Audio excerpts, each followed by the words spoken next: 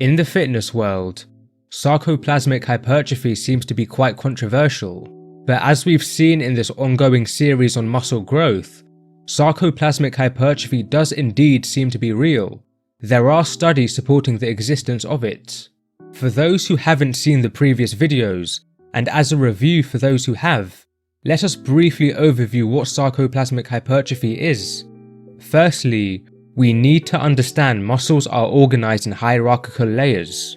Within the whole muscle are fascicles, within fascicles are muscle fibers, and within muscle fibers are myofibrils. Myofibrils are where the magic of muscle contraction happens. They consist of an array of sarcomeres. Sarcomeres are what generate muscle force.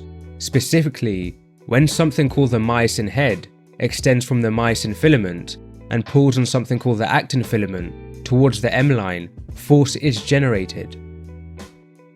To understand sarcoplasmic hypertrophy, we need to take a step back and take a closer look at the muscle fiber level.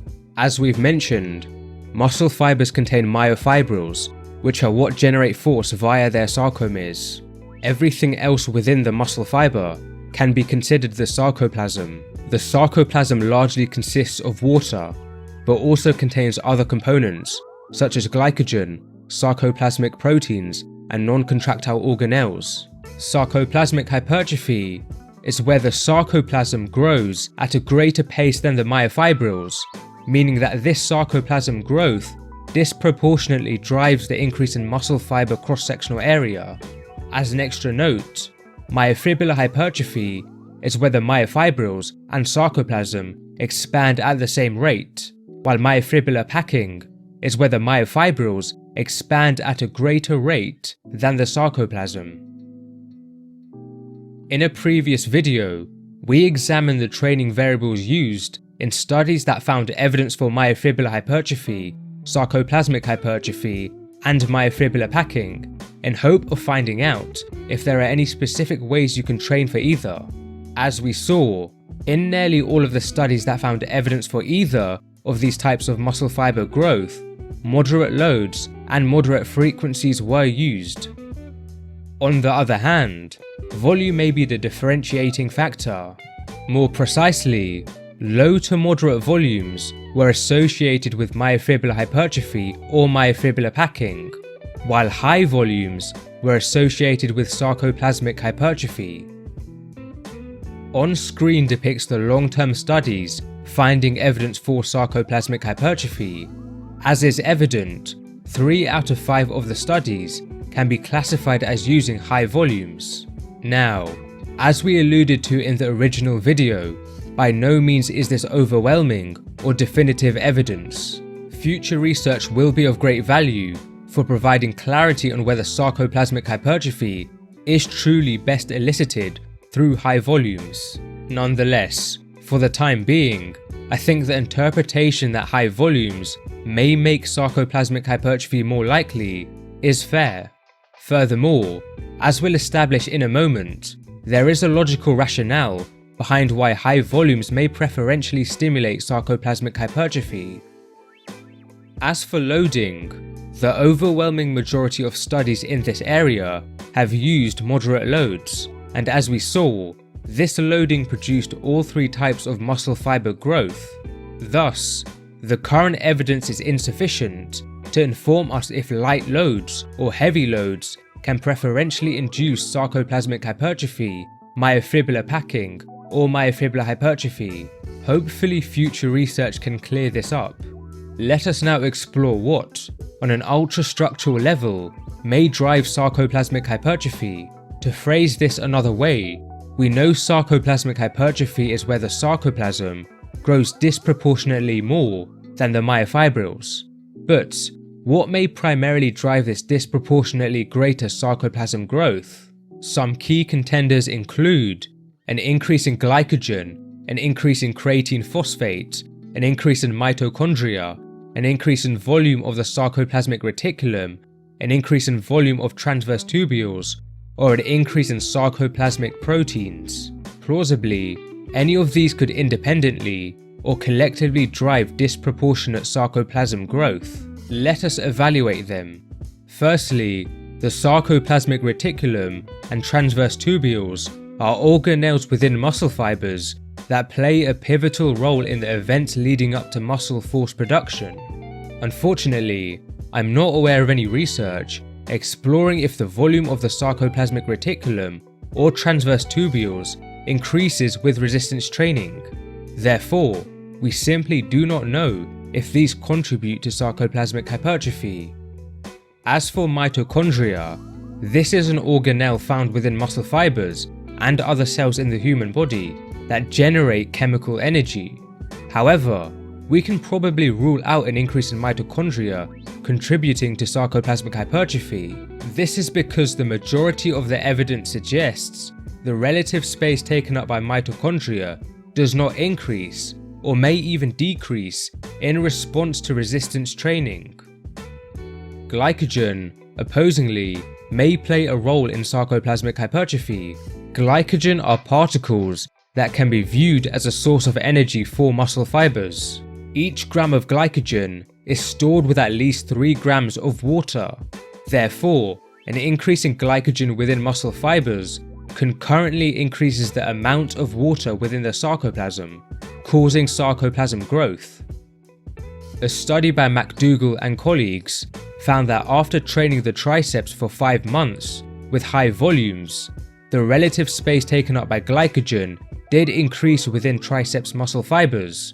This data suggests that glycogen indeed may be able to disproportionately drive sarcoplasm growth, that is, sarcoplasmic hypertrophy. However, there is also evidence against this. Hahn and colleagues found that after 6 weeks of progressing up to high volumes, the relative space taken up by glycogen within vastus lateralis muscle fibers did not increase. Moreover, it's also important to note high carbohydrate diets can meaningfully increase the relative space taken up by glycogen within muscle fibers.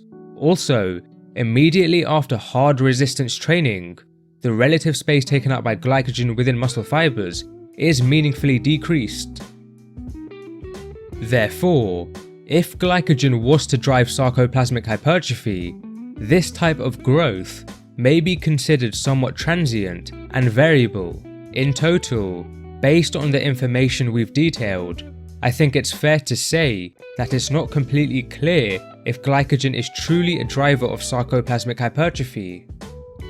Moving on to creatine phosphate, this is a molecule that plays a role in recycling ATP, which is the primary energy carrier in the body. It's believed creatine phosphate, particularly the creatine component, causes an increase in the amount of water within muscle fibers too. Therefore, an increase in creatine phosphate within muscle fibers may create sarcoplasm growth via a concurrent increase in water.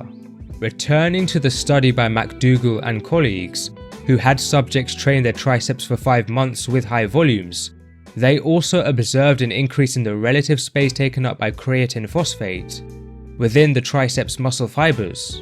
Therefore, perhaps creatine phosphate may indeed help explain sarcoplasmic hypertrophy. Now, some of you probably have questions about creatine supplementation.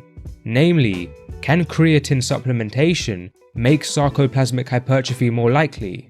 It's important to remember that just because creatine supplementation may increase water within muscle fibers, this itself doesn't guarantee sarcoplasmic hypertrophy in the long run. The increase in water within the muscle fiber would have to be relatively greater than any myofibril growth achieved with training to create sarcoplasmic hypertrophy. However, 4 studies in which subjects supplemented with creatine monohydrate actually found evidence for myofibrillar packing after training with low volumes for 4 to 10 weeks. Put differently, the myofibrils expanded at a greater rate than the sarcoplasm, indicating any increase in water elicited by creatine supplementation was insufficient to create sarcoplasmic hypertrophy. It's worth emphasizing again, low volumes were used in these 4 studies. As we know, perhaps higher volumes are what create sarcoplasmic hypertrophy. Moreover, recall the study by McDougall and colleagues found with higher volumes that elicited sarcoplasmic hypertrophy, there was a significant increase in the relative space taken up by creatine phosphate. This brings up an interesting question. Could supplementing creatine with high volume training accentuate sarcoplasmic hypertrophy in comparison to only training with high volumes without creatine supplementation? Unfortunately, there's no research exploring this, so we cannot make any conclusions. Anyway, progressing onto sarcoplasmic proteins, could an increase in sarcoplasmic proteins also play a role in sarcoplasmic hypertrophy? Sarcoplasmic proteins are involved in various chemical reactions within muscle fibers. Assuming sarcoplasmic proteins are dissolved in the sarcoplasm, an increase in them could drive water within the muscle fiber, thereby growing the sarcoplasm. In a study by Hahn and colleagues, in which sarcoplasmic hypertrophy was observed after 6 weeks of progressing to high volumes, the relative space taken up by sarcoplasmic proteins tended to increase. I should mention that many of the sarcoplasmic proteins that increased were involved in anaerobic glycolysis, a point that becomes noteworthy later on. As a result, this study perhaps suggests an increase in sarcoplasmic proteins was contributing to the disproportionate sarcoplasm growth. Now, I should mention that there was a study by Hahn and colleagues who observed evidence for sarcoplasmic hypertrophy, but found the relative space taken up by sarcoplasmic proteins did not increase. However, the thing is the Hahn and colleagues study did not use high volumes. Subjects in their study only performed 12 to 16 weekly sets for the quadriceps.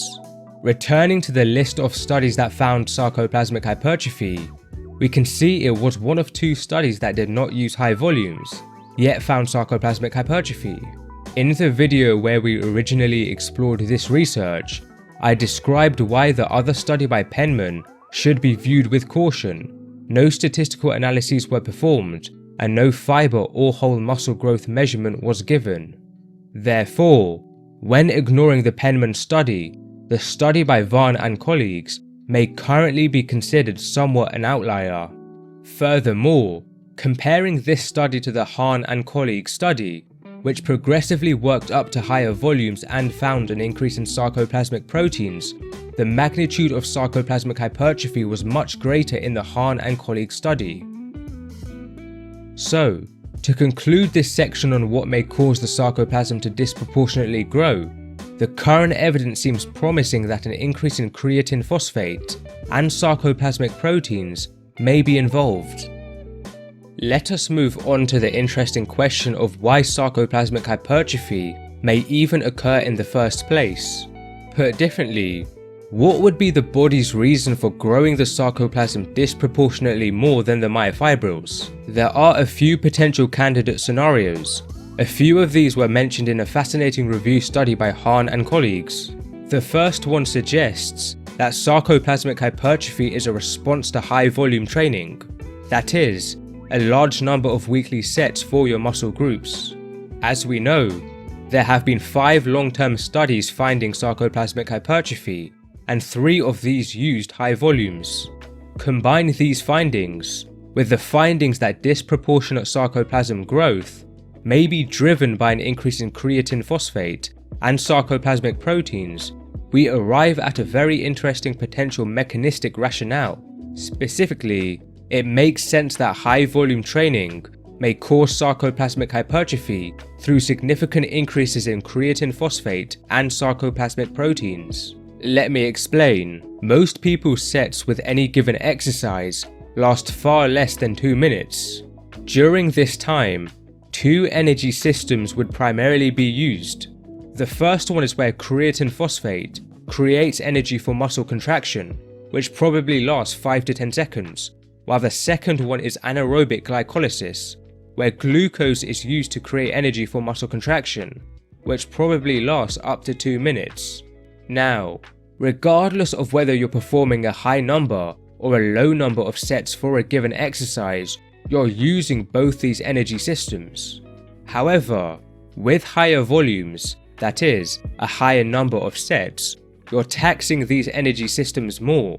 In other words, you are using these energy systems and replenishing them during the rest intervals to a greater extent than using lower volumes.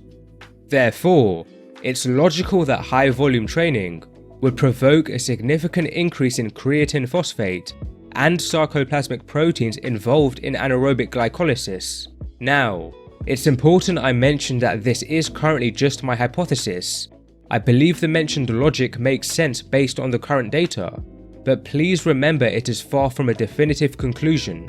Future research could very well provide evidence that renders this hypothesis obsolete. Moving on, the second scenario behind why sarcoplasmic hypertrophy may occur is something novel we haven't addressed at all in this video, but is very reasonable. It suggests sarcoplasmic hypertrophy may be merely swelling and nothing else. To expand on this, in response to exercise that elicits high degrees of damage, muscle fibers can swell. This swelling is a buildup of water within muscle fibers, and thus technically fits the definition of sarcoplasmic hypertrophy. As an example of this, a study by Yu and colleagues had sedentary men run down a staircase for 10 floors. They took an elevator back up and repeated this 15 times. This protocol was likely highly damaging. Firstly, the workload used was quite substantial for the untrained subjects. Secondly, running downstairs results in eccentric contractions of many lower body muscles, including the soleus, one of the calf muscles. Eccentric contractions are where your muscles produce force while lengthening. These types of contractions are highly damaging when you're unaccustomed to them. What the researchers found was that 7 to 8 days after the session, the cross-sectional area of muscle fibers from the soleus was inflated by 30%. The author suggested, and I would agree, that this increase in muscle fiber size was due to the buildup of fluid from swelling. Now, swelling is only temporary, it eventually subsides. Even so, if we return to the long-term studies that find evidence for sarcoplasmic hypertrophy, we know the majority of these studies used high volumes. High volumes can be quite damaging, and thus one could argue that maybe the results are simply a reflection of swelling. However, there are problems with this suggestion. Firstly, in the Hahn and colleagues study, recall their data potentially implies that an increase in sarcoplasmic proteins was at least partially driving sarcoplasmic hypertrophy. This is independent of swelling. Secondly, the McDougall and colleagues study lasted 5 months. It's generally thought that the amount of swelling induced by training gradually diminishes as you continue training with the same program. Additionally, they took their measurements 4 to 6 days after the final training session, a time point at which swelling is made further unlikely. So in total, it's hard to believe swelling was what explained this study's results. Thirdly, as we saw in video 2 of this muscle growth series, there are cross-sectional studies that find potential evidence for sarcoplasmic hypertrophy in bodybuilders with numerous years of previous training experience. Therefore, all in all, the notion that sarcoplasmic hypertrophy is merely swelling is very questionable, and I'd argue unlikely. Moving on to the third potential scenario, this one quite fascinatingly suggests that the sarcoplasm grows disproportionately more in order to be primed and prepared for subsequently growing myofibrils. In other words, sarcoplasmic hypertrophy is just a precursor to myofibrillar hypertrophy or even myofibrillar packing. The question here is, why couldn't the myofibrils just significantly grow? Why must the sarcoplasm grow disproportionately more first? The potential answer to this is that growing myofibrils not only requires a lot of space, but is also an energetically costly process. By increasing the number of components within a muscle fiber that are involved in generating energy, such as sarcoplasmic proteins, which go on to cause sarcoplasm growth, not only is there more space for myofibrils to grow into, but the whole process of growing myofibrils would become much energetically easier for the muscle fiber. Overall, this is a very interesting and elegant hypothesis. However, at this time, I don't believe there's any strong evidence for or against it. Now, this whole scenario could be related to the previous scenario of sarcoplasmic hypertrophy being a response to high volume training. High volume training may actually be effective for growing myofibrils and ultimately causing myofibrillar hypertrophy or even myofibrillar packing. It's just that first the body produces sarcoplasmic hypertrophy via an increase in energy generating components to not only deal with the taxing high volume training, but also prepare the fibers spatially and energetically for growing myofibrils. Again, it's important I mention this is just a hypothesis. I believe the current evidence is far from strong enough to verify or falsify it. Finally, the fourth potential scenario as to why the body produces sarcoplasmic hypertrophy relates to reaching a potential threshold in the size of myofibrils. It suggests that muscle fibers significantly grow myofibrils up until a point. We'll call this point the myofibril size threshold.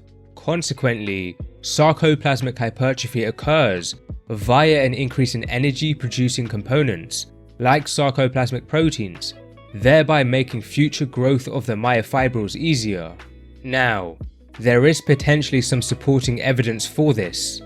Returning to the long-term studies that found evidence for sarcoplasmic hypertrophy, we can see that two of them, the studies by Hahn and Varn, were conducted on trained individuals. Perhaps the subjects of these studies had reached their myofibril size thresholds, explaining why they experienced sarcoplasmic hypertrophy. However, the obvious problem here is that the three other studies that found evidence for sarcoplasmic hypertrophy were conducted on untrained men, who would presumably not be near their myofibril size threshold. Therefore, I'd say the current evidence is probably leaning away from the idea that sarcoplasmic hypertrophy is a result of reaching a myofibril size threshold. To summarize this section of the video, the idea that sarcoplasmic hypertrophy is merely swelling, or that sarcoplasmic hypertrophy is a result of reaching a myofibril size threshold, seems unlikely based on the current evidence. On the other hand, the evidence is promising that sarcoplasmic hypertrophy may be a result of training with high volumes. Furthermore, although very speculative at this time, perhaps this is also related to the notion that sarcoplasmic hypertrophy is essentially spatial and energetic priming for subsequent myofibril growth. To close out this video, I think a discussion on the potential role of anabolic steroids on sarcoplasmic hypertrophy would be interesting. Specifically, could taking anabolic steroids increase the likelihood you experience sarcoplasmic hypertrophy? There is indeed some evidence to support this. For those who've seen our previous video exploring the research on the three types of muscle fiber growth, you'll know that there were two cross-sectional studies finding potential evidence of sarcoplasmic hypertrophy. Specifically, a study by McDougall and colleagues found that compared to 5 untrained men, the muscle samples of 7 well-trained lifters had more relative space taken up by the sarcoplasm, potentially implying the well-trained lifters experienced sarcoplasmic hypertrophy. Similarly, a study by Meyer and colleagues found that the muscle fibers of 12 bodybuilders had a lower specific tension value compared to 6 power athletes and 14 untrained men, also potentially implying the bodybuilders experienced sarcoplasmic hypertrophy. In the McDougall and colleagues study, 6 out of 7 of the well-trained lifters were using or had previously used anabolic steroids. In the Meyer and colleagues study, 9 out of 12 of the bodybuilders were reported to be using anabolic steroids. Therefore, perhaps this indicates anabolic steroids may make sarcoplasmic hypertrophy likely. Having said this, there is also evidence against this. In the Meyer and colleagues study itself, 3 out of 12 bodybuilders were not on steroids, yet their specific tension was still lower than the power athletes and untrained men, suggesting these natural bodybuilders equivalently experienced sarcoplasmic hypertrophy. Furthermore, a different study by D'Antonio and colleagues found that compared to untrained men, 2 bodybuilders on anabolic steroids had higher specific tension of their muscle fibers. This higher specific tension indicates the bodybuilders may have actually experienced myofibrillar packing. Therefore, based on the current evidence, it's hard to know what role, if any, anabolic steroids may play in sarcoplasmic hypertrophy. Let us aim to summarize the whole video into a few takeaway points. Before mentioning them, it's again essential to recognize that all of the following points are by no means definitive conclusions. Rather, they are based on interpretations of the current evidence. Future research could most definitely change them. You could potentially train for sarcoplasmic hypertrophy.